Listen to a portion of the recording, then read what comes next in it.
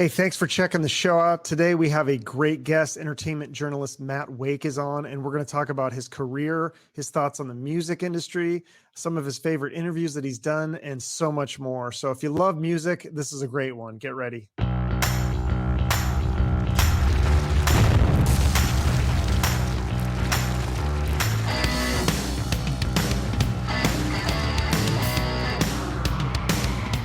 Please welcome Matt Wake to the Chuck Shoot podcast. How are you doing, Matt? I'm good, Chuck. How are you? Thanks for having me, man. Great. Yeah. Thanks for being here. So yeah, I kept seeing your name on Twitter. I felt like every time I go on Twitter, somebody's either liked your tweet or shared it or commented on it. And I was like, and then when I saw the article on Sleaze Rocks about Phil Lewis from LA Guns, and he singled you out as his favorite interview out of whatever it was, 125 or 200 interviews or whatever. I was like, I kind of want to pick this guy's brain a little. Well, yeah, and I didn't know that Phil had told them that was his favorite interview. Obviously flattered, huge fan of Phil and LA Guns and Girl, and when people do a lot of press and they actually didn't hate talking to you, it's nice. Yeah, do you think that maybe was why he liked that interview so much? Because you're like a true fan. You're like a hardcore fan. You were bringing up like more just like album tracks and things, and I think, and I've said this before, but good research gives good questions, which gives good answers, which results in a good article. And I think a lot of times these people get asked the same questions about the same stuff. And yeah, it could be worse. They could be digging ditches, but it gets old saying the same stuff all the time. But try to make it interesting for them. And, a key thing for me is also, and a lot of people are hip to this, but you start with what's new. They're there to, it's a business thing. They're there to promote their new work or whatever tour. And, if you start off with like the legacy backstory, like history stuff, I don't think you get them on your side as quick. If you think of interesting questions related to what they're promoting now, I think that gets them into it, and you go from there. well, yeah. What I noticed that was interesting when I'm reading the interview is that you asked him a lot about things that he liked, rather, because I'm always thinking like, what's interesting to me, and then I think that the audience will find that interesting. But you were really asking him stuff about like some of his deep influences and music that he really liked, and I think that's what got him excited, maybe. And he gave some really good answers, like that band, the Heavy Metal Kids. One of the singers he mentioned that had inspired him was coming up. England having some really cool singers back then was this guy who was the singer for this band that was called in 1974 the Heavy Metal Kids, which is kind of a early time to have that name, but I loved. It was a cool band. It's like sounds like glam rock humble pie. Like, Wow. Yeah. I've never heard of them. So yeah, then how did I know you're a fan of Kiss, Guns N' Roses, obviously LA Guns. What other bands it seems like you are pretty eclectic with your music taste, right? I mean, when did you start listening to music, as a young kid or teenager? Or? Yeah. So, I was the oldest child, and my parents, they weren't like, they were awesome, but they weren't like super hit music people. So like the first band that I kind of found on my own and loved was Motley Crue. They're the first band I loved, and I still love them to this day. Me too. And like you mentioned, GNR, and then from GNR and it's funny how things lead to each other, because I found out about Guns through they were opening a leg of Motley's Girls tour that was coming through where I lived. So I was like, I haven't heard of them. I'll buy the tape. And this was early after Appetite came out. And I was like, this is awesome. And, my buddies I played it for, they'd like Welcome to the Jungle, but the rest of them were kind of like, does this band have like 5 singers? I was like, no, it's one guy, but he is insanely cool and good and different. And from there, like you read, their original guitar player was Tracy Guns. and then you're like psyched when you see the LA Guns release in, I think it was 88.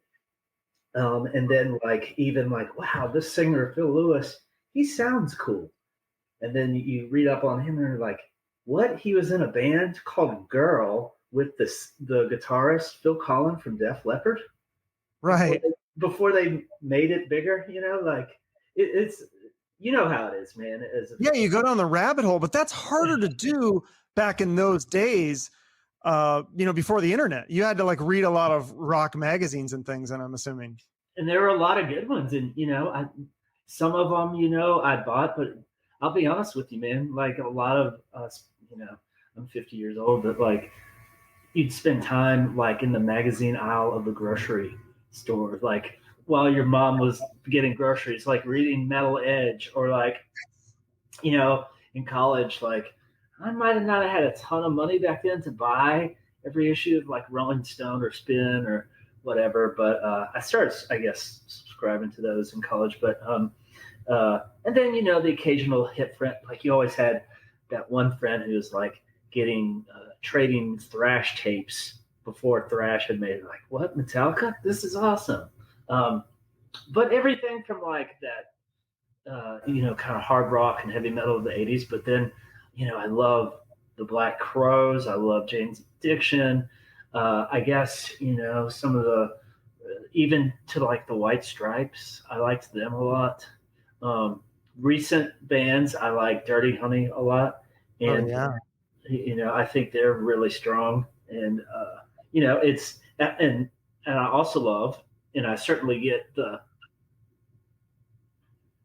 what people ding them for, just like, but Greta Van Fleet, I love them. I think they're great. But if you're, of course, you have to expect and understand they're going to get dinged for the Zeppelin thing, but it's just like, I like Neil Young, but if some people think his voice gets on their nerves and they don't like it, I can understand that perspective. Mm-hmm. It's hard to reinvent the wheel at this point with rock music, unless you're going to start having a DJ and going the electronic route. I mean, and people miss Led Zeppelin. I mean, you can't see Led Zeppelin live anymore. So Greta Van Fleet might be the closest thing. I wish they would do a couple Zeppelin songs. I think they should just embrace it personally. I love it when they lean into it. Like I've seen like in some of their, they haven't released a live DVD, but they've released some pretty long concert excerpts on YouTube. But they'll have like the song remains the same style production where, and the song remains the same where there'd be like 4 Jimmy Pages, that kind of video effect. They'll do that kind of stuff. Like, wow. And the guitar player has kind of like a suit with like Cosmos type stuff on it. And I think they're starting to really, I hear a lot of Rush from their last couple of albums in there too, like early Rush stuff, or there's a difference, Rush was kind of a Zeppelin clone early too, but anyway, and also I think a key thing with Greta Van Fleet, there's no blues in the singer's voice really. Mm-hmm. Or not a ton. It doesn't have like Robert had a huge, and he's obviously the Greta guy's obviously was a musical theater kid. It's really easy to hear that. Like, I never thought of that, but yeah, I could see that because they wore the costumes and like I saw them live once, and I feel like there was a lot of like flowery backgrounds and things, and and I love them, and I saw them play a club here when they were first starting, and they were very good, very young. But I'd love to see their big production now, and like, but there's times where with the suits and some of the photo shoots, I'm like, dudes, just come out there with like no shirt on and leather pants, like Slash in '88 or something, and enough with the cosplay. But it's cosplay. That's what it is. Yeah, you're right. But Queen, Freddie with the cat suits, you wouldn't wear that, driving down to the liquor store probably. But like, but it's all part of the trip. But I don't know, man. It's it's cool having rock bands are just fun to think about. Like, yeah. Well, so you mentioned Queen. Are you a fan of the Struts? Because that's a very Queen sounding. They're kind of the Greta Van Fleet for Led Zeppelin. The Struts are kind of like for Queen. Yes, I've heard they are very good live. I would like to see them live. My thing with the Struts is, it seems to me, lean into the rock thing more. Quit trying to have like Kesha. It seems like they make a lot of overt moves to get a more mainstream, more pop audience.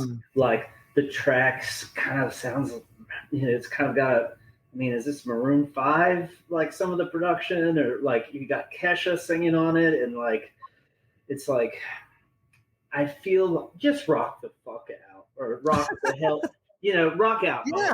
Lean into rock. Quit trying to like sneak rock into pop. Like, hey, if we dress this up as pop a little bit, but we're at our hearts we're rockers, maybe that'll help us get a bigger house. I don't know. Maybe I'm wrong. Yeah, it's got to be hard though as a rock band, a new rock band.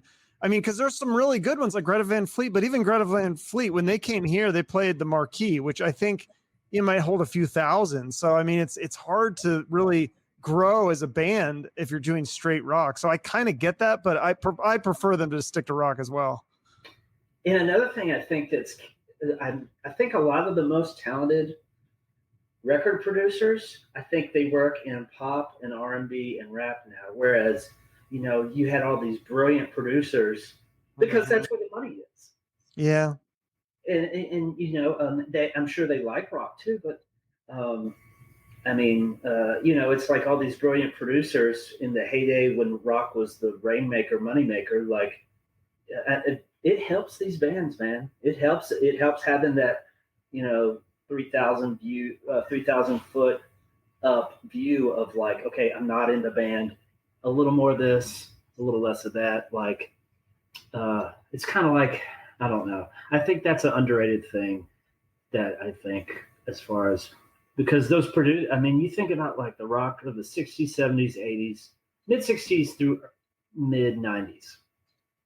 How many, it's just amazing. Like, I'm not the biggest Pearl Jam or Nirvana guy, but I love Stone Temple Pilots. I love Soundgarden. But you can't argue.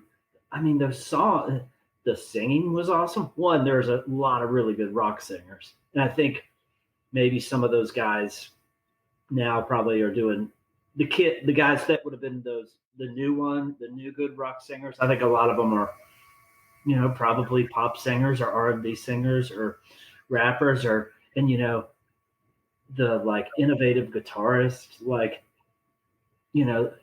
Tom Morello is probably the last truly innovative rock guitar player that's reached a big audience. Like, I think maybe the guys who would have been the next ones are designing the next Apple Watch or the next social media platform, I think. Or they're DJs. That's the cool thing now is DJs are rock stars, which is so weird to me, because when you see a DJ concert, I mean, they're literally pushing buttons on a computer and pumping their fists in the air, and people go nuts for it. I mean, those concerts sell out way bigger than a Greta Van Fleet or Struts. Way bigger. But here's the deal. You think back to like, Van Halen's a classic example of this. I think obviously Def Leppard is. Rock bands that bring in young girls have a lot of young girls. Women drive the trends. Women drive the trends because one, you've got them buying the stuff, but then guess what? You've got a lot of dudes going because they want to be there too, because the young women are there and that's what young dudes are interested in, so. And some people just like that music. I had a roommate, and this was like, I guess it was the kind of early 2000s, and he would listen to EDM music all day, like just when he'd be like studying and on his computer. And I was like, because to me, it's dance music. If you're going to listen to it, you're going to dance. But he would just listen to it to like chill, which was very strange to me. Yes, it would not be my thing either. And I think another thing rock has, like, think how danceable, like, AC/DC is. Like, a lot of AC/DC songs are really danceable. Mm-hmm. Even, Van Halen, there's some danceable stuff in there. Like, I think hard rock that's danceable while still being rock and not overtly trying to, like, oh, we're going to put a DJ scratching on this or have a, a drum machine on this one song. Like, I mean, even Judas Priest, like Living After Midnight, that is a jam. You can shake your ass to Living After Midnight. But Well, I think the thing with rock for me is a lot of those songs are songs that you're going to sing along to. And then when you start singing, then, if you're like me, and especially if you've had a couple beers or whatever, then you're really going to get your hands into it and do all the moves and stuff. And I don't know if I call that dancing, but it's like rocking out, I guess. I don't know. It's fun. I have a good time. yeah, man. And that's, hooks, man. Like, Yeah. I think there's a lot of good, uh, I think there's a lot of good young bands that can play well, that come up with some cool riffs or stuff. And there are some good singers, but I think it's a small, I mean, but to have a singer that has good melodies and they write good sing along choruses, like you're talking about, Chuck, like, I just don't know if there's as much as that in the rock realm as there used to be. Yeah, definitely. So obviously, I mean, we could talk music all day. I want to come back to music, but I do want to ask too, like when you're growing up, were you fans of movies and TV shows and comedians? Because you interview other entertainment people besides musicians, right? Yeah, totally. And you know what? Like, that's the thing. The creative process. I mean, yeah, if you're making a movie or making a rock album or like coming up with a set of jokes, if you're a stand-up, like it's all the creative process, right? So like it's interesting, and those people are inherently interesting to talk with because of like, you know, yeah, there's craft in it, but also like Keith Richards. There's, he's always said he's like an antenna. He doesn't just sit around. Well, I'm going to think of a riff today. It like, and it happens as a writer too. Like I'll think of like a story idea or a turn of a phrase, but I don't really think of it. Sometimes I do, and I'll refine things, but a lot of times it's like, where did that come from? But as far as movies, like as a kid, I mean, I was like the perfect age, a little kid when Star Wars came out. So like, that kind of immersive storytelling. Mm. And I think an underrated thing about Star Wars is like, and even later stuff that I love so much, like Tarantino's Pulp Fiction, like they didn't just like, here's the start of the movie and here's all of the main characters or most of them. They just roll the characters out slowly and subtly as part of the journey, like as opposed to like, okay, here's all our characters, main characters, and this is who you're going to be carrying and watching. Right. No, I think he's the master of that. I find it sometimes annoying though that so many shows and movies now try to emulate that style and they don't do it very well, so it's confusing. Tarantino could do it because he was like I said, he's the master of that. But so many other people try to copy that, and it's almost annoying to me. Yeah, and but I mean, I think it's a tough, man, to be interesting and good for like say 2 hours for a movie or like 6 hours for a TV show over different episodes. To be good, I mean, it's hard enough to come up with a rock song that's 3 minutes that millions of people will want to hear and think is awesome and is good, and then multiply that times out to 2 hours or to 6 hours or to like for a franchise and sequel. It's like that shit's hard, man. But comedians, I think some of those guys are some of the smartest people around. The really, really, really good ones. Like, I remember me and my then wife saw Aziz Ansari several years ago do a show in Nashville, and it's well chronicled some of the stuff that he's been through since then. But like, I would just remember one, it was really good, really entertaining. I was like, but secondly, I was like, this guy could be a brain surgeon if he wanted to. He could invent like. I think that's what his parents wanted too.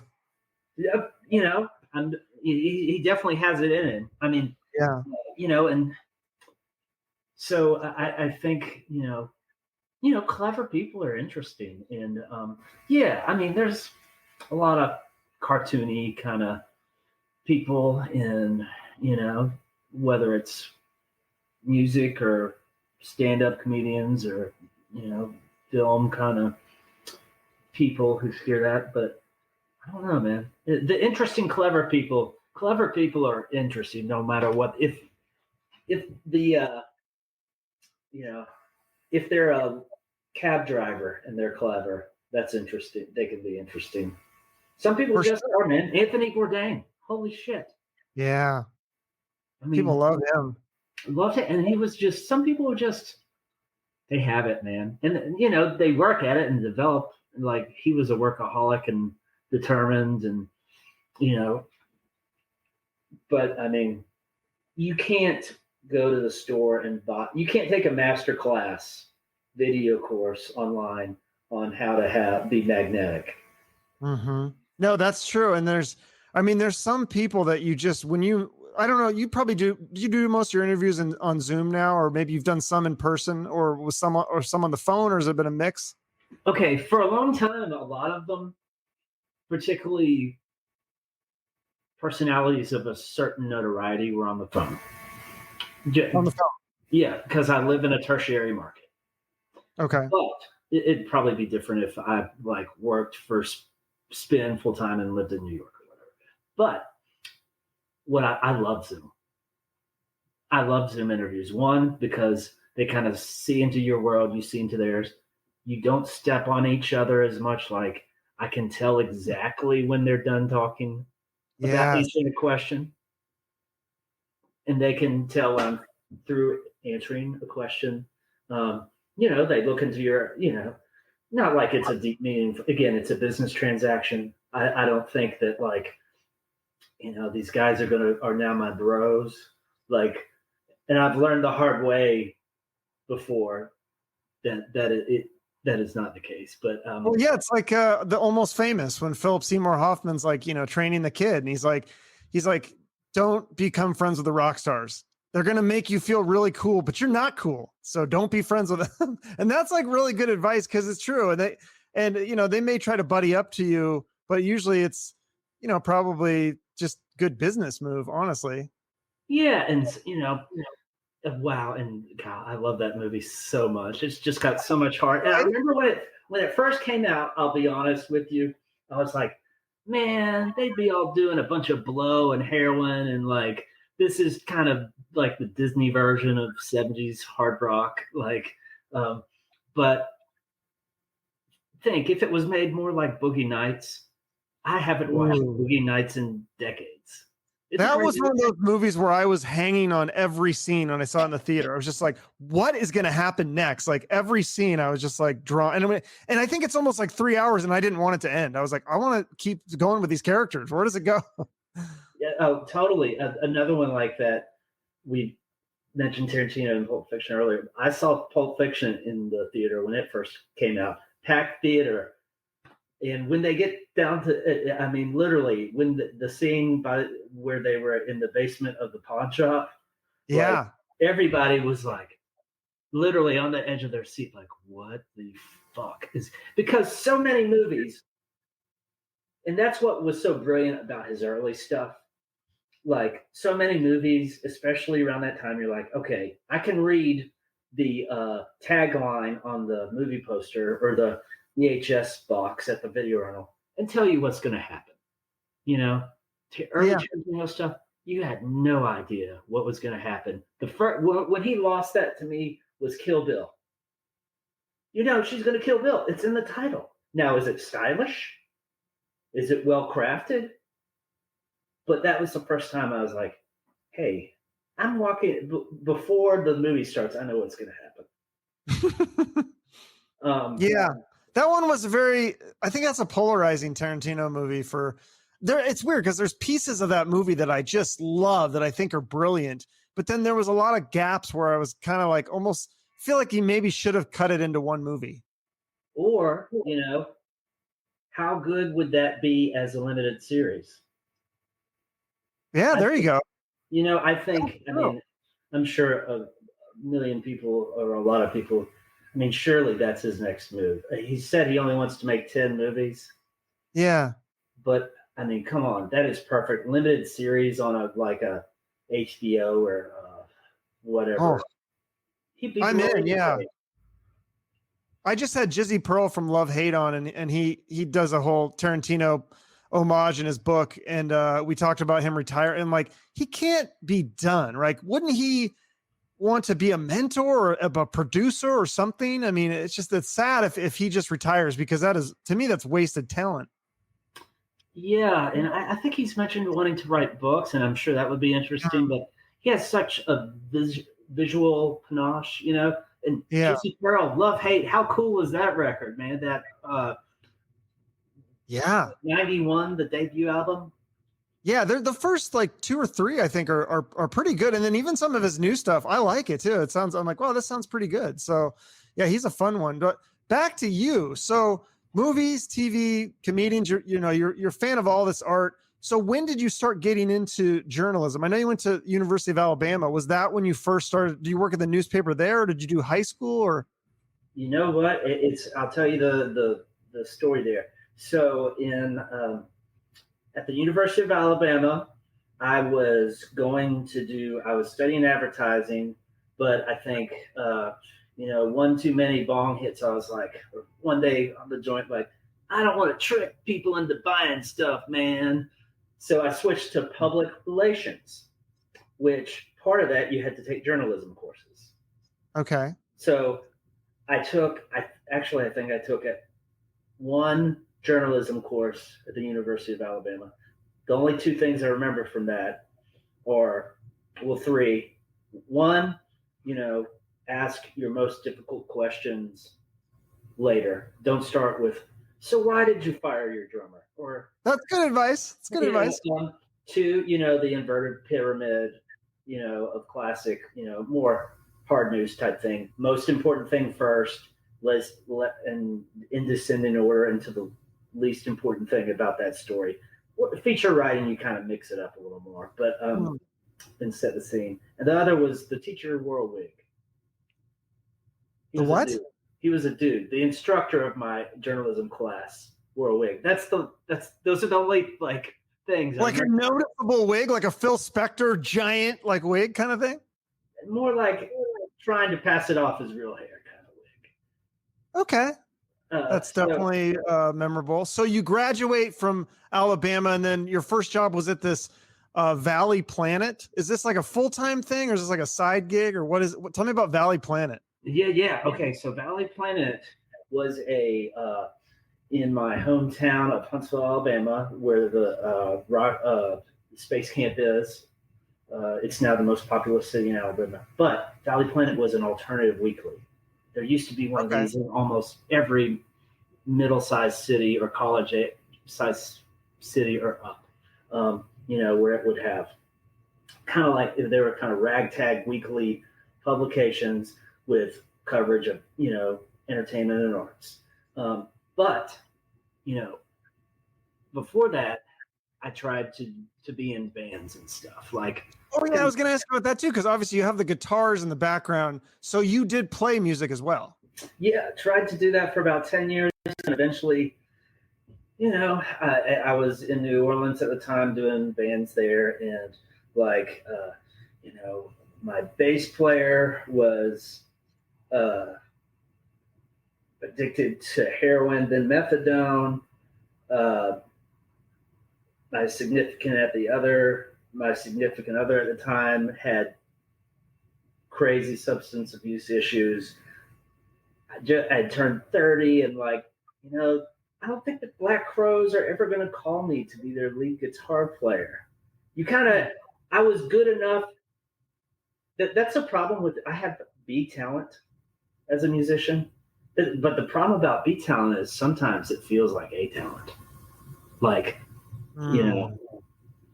Now B talent, if you put the right chemistry of a few B talent guys together, it can turn into an A level band. If the chemistry, because I feel like there's a lot of musicians, and you talk to a lot of them. I talk to a lot of musicians who I I can't, I mean, I personally, I'm not a musician. I mean, I tried to play guitar, I sucked, but I really can't tell the difference between this drummer and that drummer. And this drummer may be in a huge band, but they don't sound that much different than the other drummer. And I think it's because some of it's time and place, some of it's they're easy to work with. There's all these other factors that kind of go into success with some of these people who may have quote unquote B talent. And also, like, uh, I think an instance like you're talking about, if they're hooked up with the right singer who has the right songs and is a good enough performer, I mean, and that's where it comes in. Kind of life is Plinko, like the game on Price is Right. It's it's not just you, it's what you bounce off of. Right. Well, I don't know if you must, I think did you interview Jason Aldean, or you're familiar with him, obviously, but I interviewed his drummer, Rich Redmond, and he was telling me his story, how he was in Nashville for like, I don't know, it was like 7 or 10 years or something. And he was in a million different bands as a drummer, different styles of music, metal, reggae, all this other stuff. And then when he found Jason Aldean, he's like, I'm sticking with this guy. I'm going to go wherever he goes. And I mean, that's worked out really well for him. So, sometimes it's like sticking with, he said that a lot of the other people that he saw that were maybe more talented than him, they just didn't stick with it. And they would leave Nashville, they'd get a different job, or they'd quit the music business. And you know what? That's a great point.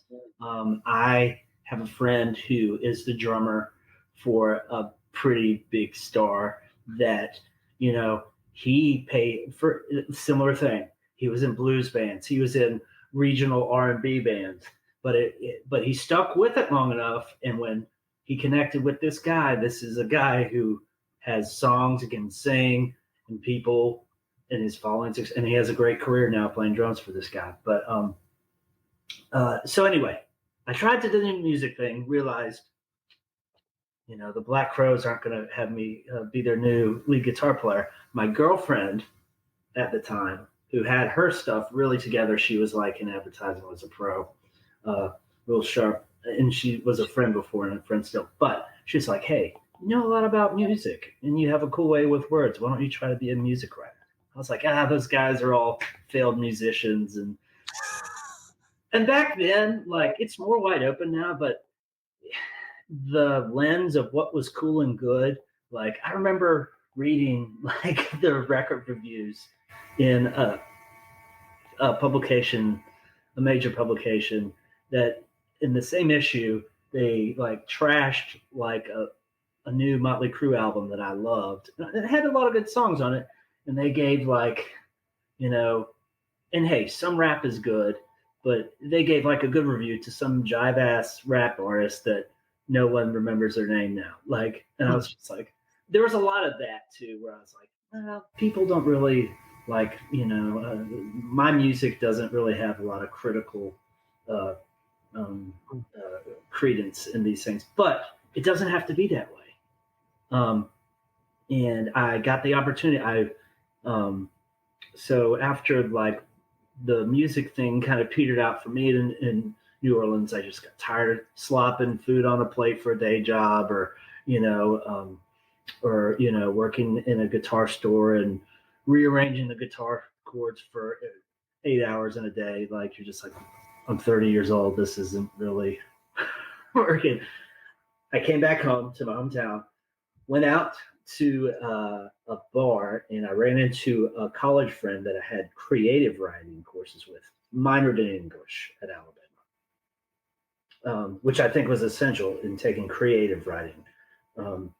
Kind of the merging of like what I learned in public relations classes, journalism classes, with the creative thing. I think it's helped me have kind of maybe do something interesting sometimes. But she was like, hey, my friend that I ran into at the bar from my creative writing classes, she's like, hey man, I'm working for this alternative weekly. We need writers. Why don't you come write for us? You were good. I liked your writing in our class. I was like, sure, I'll do it. And actually, like, I also sold advertising at this thing. That's how bad I was like, wow, I can have something to do with that's actually a viable career that still has something to do with doing cool stuff every day. Like, I'm not in a band, but this would be a cool way to make a living. And like one of the first people I interviewed was BB King. He was That's cool. Yeah. Maybe my second or third interview. And like, I remember his pseudonym to call it. Like back then, this cell phones weren't quite. This is 20 years ago. Cell phones weren't quite as big with people, particularly older people. And like I call it, and also cell phone reception was kind of shitty. So for interviews, you often used landlines. Sure. So I was supposed to call into his hotel, BB King's hotel, and I'll never forget it. His pseudonym was Pump Davidson. What does that mean? I don't know. I think it's just funny, like, like a lot of those rockers will have like kind of sexual innuendo kind of pseudonyms for hotel check-in names, or used to back in the day. So that was a key. It's all about getting, little toe holes. And I got enough clips there where I got started writing for the Daily here in Huntsville, which, daily newspapers before, it's well documented the tough time now, but back then that was a cool thing to get into. I started writing freelance for them. Then I got a job at a small community daily in Clemson, South Carolina, in that area. And see, there you got to interview stuff like who's the like Zach Brown, like when he was like coming up. So you'd get to interview. Now they never talk to a small market paper like that, but so there are opportunities like that, like and they had me start my own alt weekly there, which was good experience because then you're used to working with people and you're on the other side of the glass. Like, okay, I know how it feels to be the editor now, so I want to be that way when I'm working for people. Consider that. But anyway, from there I got in with doing kind of the Greenville, South Carolina is a pretty cool market because it's small enough that it's not a pain in the ass, but it's got cool, nice stuff. And I got a job there working for their faux alt weekly. They're a Gannett paper, which Gannett owns. USA Today is their flagship. They own a lot of. Yeah, that's what my girlfriend works for them. I think they own Channel 12, or they did. I don't know. They own a lot of station there. What's that? They own a lot of cheap TV channels, Gannett. Yeah. But anyway, there, I got to interview, like, that's the first time I interviewed Nikki Sixx, yeah, it said Motley Crue on your resume thing here. And so was that just Nikki Sixx, or did you interview the whole band? Nikki's the only one I've ever interviewed, but I've interviewed him for LA Weekly a couple of times. He's always really thoughtful and great. And the big thing in Greenville, I got hooked up. Gannett was also doing a nationwide network online called Metro Mix. They had them in all these markets, and eventually, they're like in Austin, New York. Anyway, the music editor liked my stuff and started using it in other markets, like, if say someone like Slash, who was on his solo career at that time, was coming through the Carolinas, and I interviewed him. Then they'd use it in other markets. How does that work? Do they pay you to pick that up, or they give you like a flat fee, or how's that work? No. I feel sorry for photographers because they have it worse. But like, like there'll be stories now, even like the AP will use, and it's cool because it gets your name out there and your content. I'll see, syndication stuff gets syndicated a lot, and I'm like, wow, I didn't know that story was also on U.S. News and World Report, or in Oregon at some place or whatever.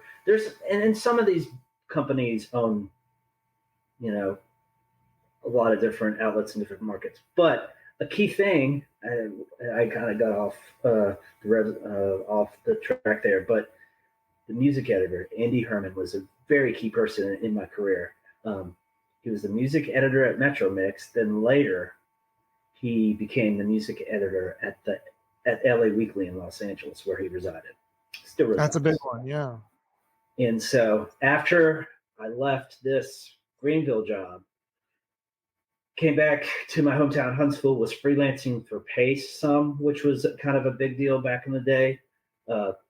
They're still around, but for a while there, they were kind of right under, like Spin and Rolling Stone in terms of a place you'd want to write for. But anyway, Andy, once he got that LA Weekly music editor thing, he was like, hey, man, we're getting the band back together, quote unquote, like, and he brought in me and I think another one or two of his Metro Mix writers he liked, in addition to the LA writers he was working with. But got to do, that's my honey hole, is like Los Angeles hard rock.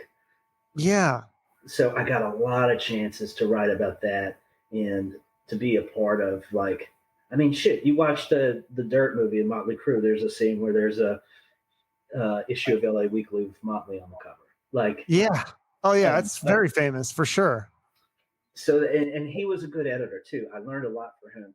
Like, I would advise, if people who want to be a writer, when you start working with good editors, notice how they edit it and give it your next story more to them in the first place, more like that. Oh, they like this, but not so much this. Well, I'll play to that next time. You can really learn from that. And also, he had good ideas. Like, he also taught me, and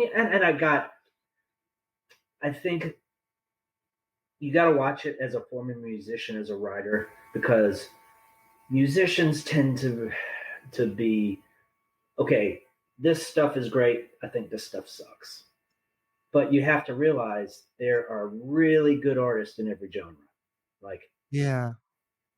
How do you handle that? Because I think I saw in one of the jobs you had to cover like the symphony and stuff like that. As a rock guy, that's got to be hard to cover stuff that maybe you're not as big of a fan of, or maybe you are a symphony fan, but there's got to be something that you're covering that you're going, I'm not really a fan of this. So how do you approach that? You find every art, and the symphony, and it's interesting. That's something people rarely cover now because we can track. Around 2012, media outlets started getting really good at, as things went almost totally to digital. Well, they can track exactly what people read and what they don't. Before that, in the print emphasis days, they had subscription numbers and they could do focus groups, but they didn't really know who read like what stories. But like now, I mean, symphony's cool and great and skilled and all that stuff, but there's just not, a big audience for that. But, and to answer your question, like, am I a big pop country fan? No. But you do research on these people. You ask them good questions that they haven't been asked all the time. And they can be fun to interview. And, and sometimes, someone's fame is the most interesting thing about them. Sometimes they're artists. Sometimes it's how they found that guitar, that where did they find that special guitar that's like on all their songs. Sometimes it's, what was their band rehearsal place like when the first time they jammed? Like, the whole deal is to try to make the reader, the person who's reading it on their phone or whatever, like, feel like they're in the room. You can't describe like the person's shoelaces and the doorknob and like the welcome mat, but like, unless, I don't know, there's something really crazy about the shoelaces, but it's putting them there, man. Like, and that's the fun of it. And to be honest, I love the research. I love the interviewing process. 20 years in, it's, the writing it's getting more challenging for me because I've done it so much. I mean? Like, yeah, because I mean, 8 years until to get to the job that you have now at the Alabama Media Group. So in those 8 years, I mean, like we talked about some of these other places that you kind of bounced around. Did it feel like a steady climb that whole way, or whatever? Did you ever have thoughts of like, oh man, like was there highs and lows during that time, where thoughts of giving up or stuff like that? Sure, sure. There are periods of steady climb, but there's also periods like, whoa, I thought this was headed in the right direction, and now it is not. And there's not really anything in it indicating it's going to go in the good direction again. Yeah, it's tough. And even in the last couple of years, like, you know, there are certain opportunities have come and certain opportunities have gone. I have an awesome staff job at al.com, which is the website of the Birmingham News, Huntsville Times, Mobile Press Register. So I cover a lot of stuff related to North Alabama, but also a lot of my stuff's somewhat syndicated throughout the state. My boss is really smart about, don't just limit your stuff to writing about stuff that is from Alabama or coming through Alabama, but also sometimes that people in Alabama would be interested in. Like our readership loves 80s hard rock. They read a lot of those stories, which is great for me, right? But like, the interview with Phil Lewis of LA Guns, I have a good relationship with, I had a good interview with Tracy a few years back, and I've had a positive interactions with their manager. So, that wasn't promoting a gig in Alabama. That was promoting the record. And so opportunities like that come up, and my boss, his name is Ben Flanagan, is, in addition to being a good journalist and good at writing about entertainment stuff, he's smart enough to not, whereas previous areas, regional and local groups were like, they would want you to write about stuff that either people from where your outlet is based in on a local regional level, or stuff coming through here. So that makes sense. But I'm lucky hell to have a staff job because, frankly, the freelance stuff, in my experience, it's harder to get the higher you go up. And some people are just so awesome that, they're going to go all the way to the top. But I think it's very hard to ascend. I think those, freelance budgets have gone down. The pay, in my experience, has gone down, sometimes significantly. Like, but still, I do some of it. I've got something coming out this year with Guitar World that's really cool. I've got something still coming out with Spin. But what I want to do next, it's like, I've kind of done that. And what I want to do next, Chuck, is write a book. Because there you go. The other day I was like, you know what, dude? I've spent 20 years of my life lifting up other people. And, whether that's bands or, comedians, or writing about restaurants and chefs, or like, movie stuff, or like, but I'm like, you know what? A lot of these people are very talented, but a lot of them, I kind of think I'm as talented as they are in what I do. And it's time for me. Exactly, yeah. And it's so what would your book be about? Okay. Non-fiction or fiction? I don't want to let the keys out of it. I don't want to give away the keys to the kingdom, but I will say my plans are right now are to do a book that is based on what I consider the best story I ever wrote. And it was for LA Weekly. And it's regarding the touring. It's a story of the touring industry that hadn't been told. But a lot of major bands do. Okay, I'll have to check that out. So this is kind of a cliched question, I know, but what is your favorite interview? Was there one that really stands out, or some that really stick out? Yeah, well, man, I mentioned anytime you're interviewing someone who, when you were a teenager, they were on a poster on your bedroom wall. Surreal. Pretty fucking cool. Yeah. And I've been doing this enough that, early you might be a little nervous in your career on some of those, but now it's, it's really a thrill.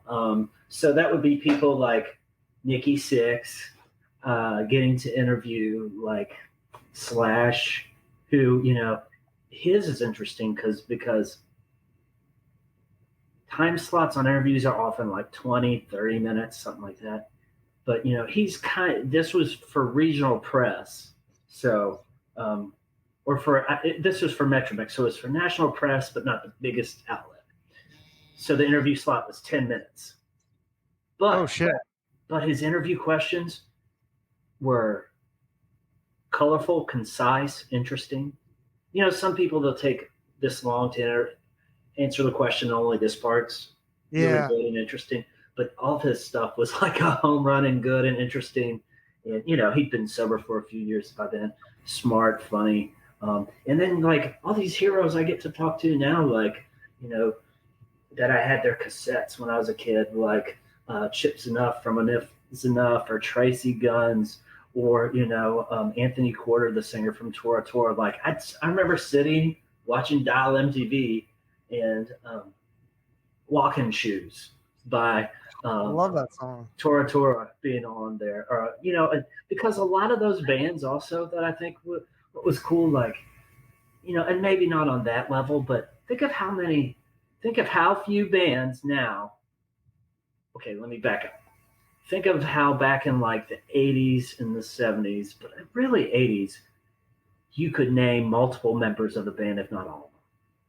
I mean, whether that was Van Halen or Motley, or, the different guys in Kiss, or, even somebody like Poison. I mean, everybody knew all four of those dudes' names.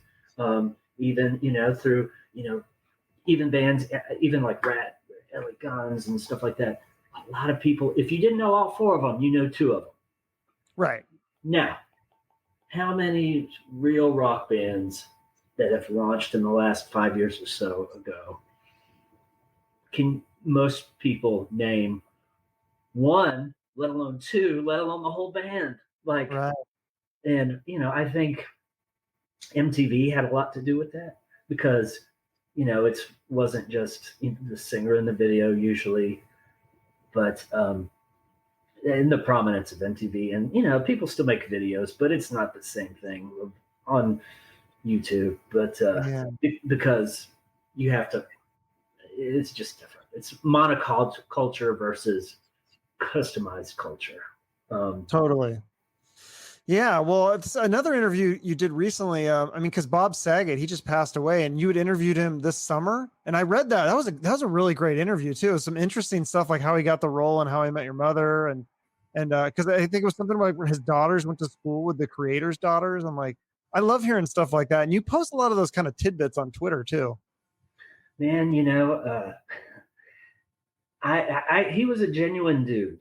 So, I spent maybe 45 minutes on the phone with him, but... Oh, that's a long one then, huh? Yeah. And I think that's changing a lot. The interview times are going up a lot on a lot of people, and also more people are doing regional press. I think with the pandemic, people want to give themselves the best shot, Yeah. And if that means doing interviews, maybe they didn't do the last project cycle where they just did national press. Not everybody's doing that, but I think a lot of people are. But like that Saget interview, Bob Saget, where he starts talking about, I was getting, I got this awesome role. I can't remember. I think he was talking about Full House, or I don't know if it was Funniest Home Videos. But then he's like, I got this great house, but then I also got a divorce. And he kind of, I don't know, it was really human, man. And I thought he was really genuine. And, and anytime someone at the end of the, I don't include this usually in there, but, sometimes, one of these big guys, at the end they'll go, good interview, man. And Nikki's done that. Bob did. And it's the highest, and that's why I was so grateful for you pointing out the thing about Phil Lewis from LA Guns. That's so cool. He does a ton of interviews, and but the whole thing is these people are just inherently interesting, man. And I can't imagine and that's what part of the reason I want to do a book. Aside from a few iconic, journalism pieces, most people are going to remember a article or interview 20 years from now, but I can name you all the dudes in Poison. I can name you everybody who's ever been in the Black Crowes. I can name you everybody that's ever been in Kiss. Like, that's to create something that people care about that long, and most of the time brings them joy. Like, I mean, what a life. Eddie Van Halen's birthday's today.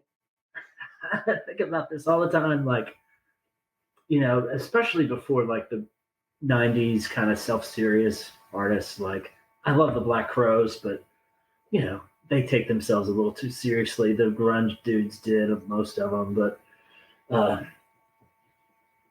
how much fun I had listening to Van Halen, in the car with your buddies. Like I heard, I was listening to, I was on the treadmill. I was listening to the other day and listening to Van Halen, the 78 debut, and the that song "Feel Your Love Tonight," and I'm just like, this. I'm telling you, man, this takes me right back to being a kid, and like I've got a decent car with a bitchin' stereo on my way to go pick up a hot date. I mean, like. I mean, 1,000 good times, Van Halen. Like, that was just a special band. And Eddie, like, he was a badass, but man, like the joy and like the smile in his virtuosity. No one has ever had that. It's like Hendrix. You listen to him, I love him, he's great, but I'm like, yeah, this dude's gonna die.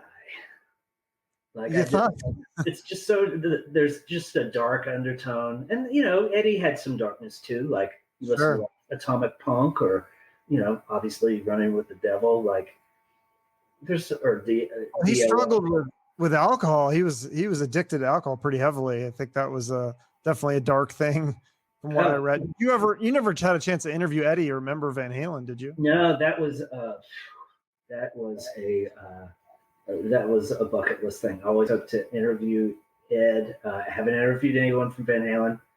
My friend Greg Renoff, of course, wrote the great Van Halen Rising book, and on their early days. If anyone who watches this, if you like Van Halen or you just like how interested in rock bands, this is the story of how Van Halen started.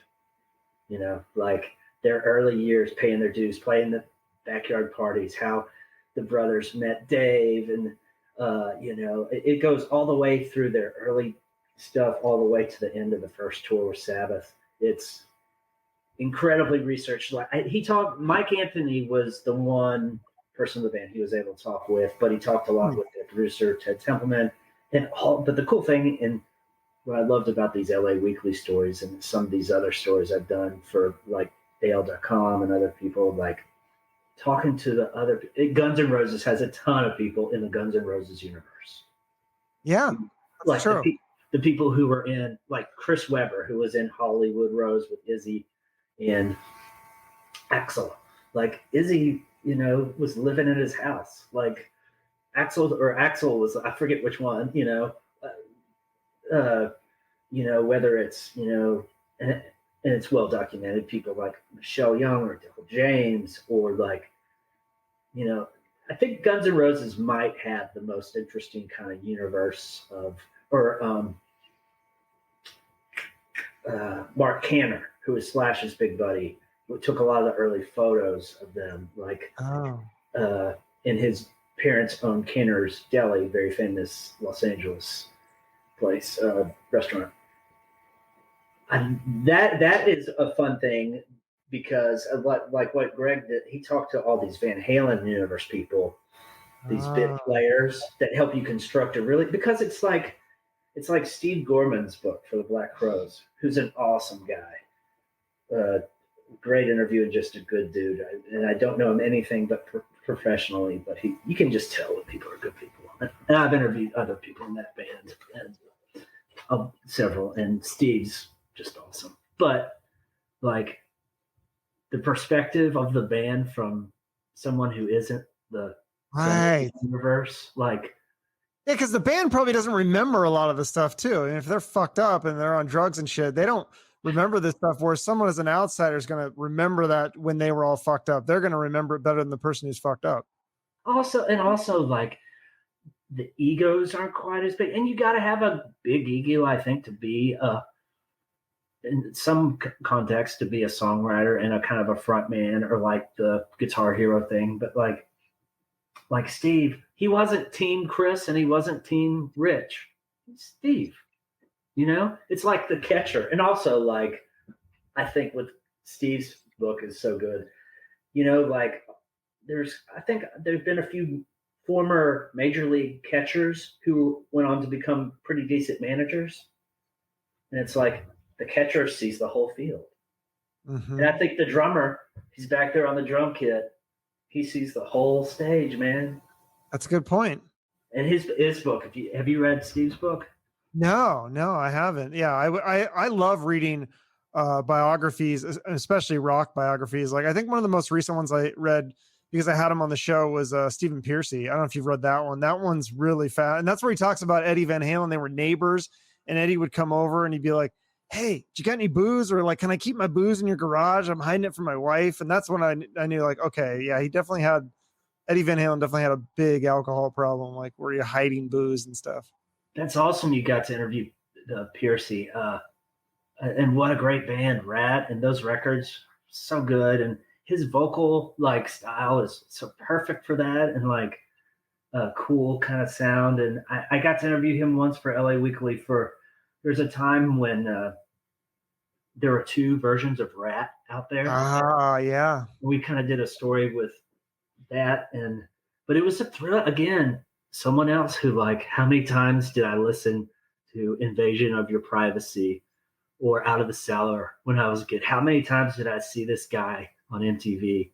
And he's like telling you about the time, we talked about the business thing of the two competing Ratt bands at the same time. But we also got into like when they wrote Round and Round, like, I don't know, man. It's like it's cool. You got to talk to freaking Stephen Pearcy, man. That's so how cool. We're lucky. We're lucky. Yeah, no, for sure. It's amazing. Some of these, like you said, if you have a poster of them on your wall and then you get to sit down and do a face-to-face and they give you that time, I mean, it's a real treat. And then for the fact that you're going to record this interview, or in your case, you're going to write it up, and then other people are going to be entertained by that. That's even more amazing.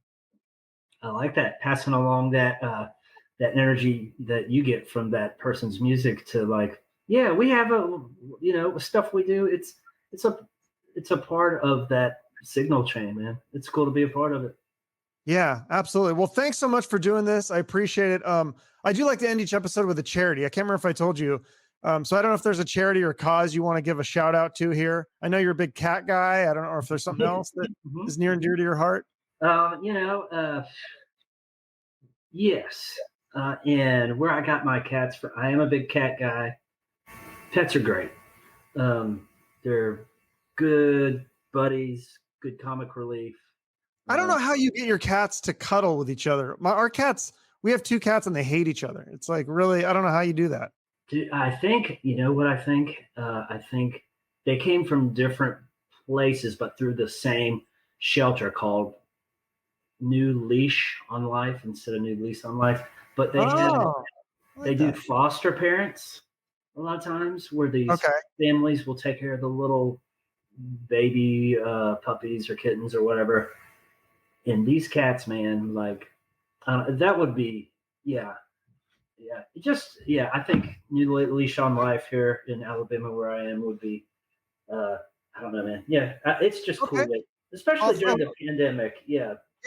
I'll throw that in the notes along with the website with all your writings. And then also, I guess people could Google you or follow you on Twitter. Definitely follow you on Twitter, because you post some really cool stuff in there. Like there was one the other day you had, I didn't know Mike McCready was in a hair metal band like in the 80s. It kind of sounded like Ratt. And so stuff like that is really cool. The picture you posted of Weiland, for Scott Weiland from Stone Temple Pilots, where he played football. I'd never seen that picture before. So you're a fun Twitter follow for sure. Oh, thanks, Chuck, man. I appreciate that. It's fun. The rock community on Twitter is really fun and generally positive, I think.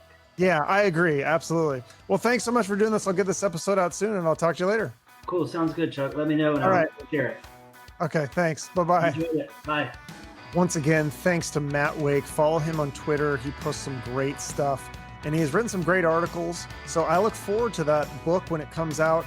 If you enjoyed this interview, let me know either with a YouTube comment or on social media. And of course, make sure to follow and subscribe so that you're in the loop with future episodes. I appreciate all your support with the shows. I know the guests appreciate your supporting them as well. And of course, if you have a few extra bucks lying around, you can always donate to the guest charity. Have a great rest of your day and remember to shoot for the moon.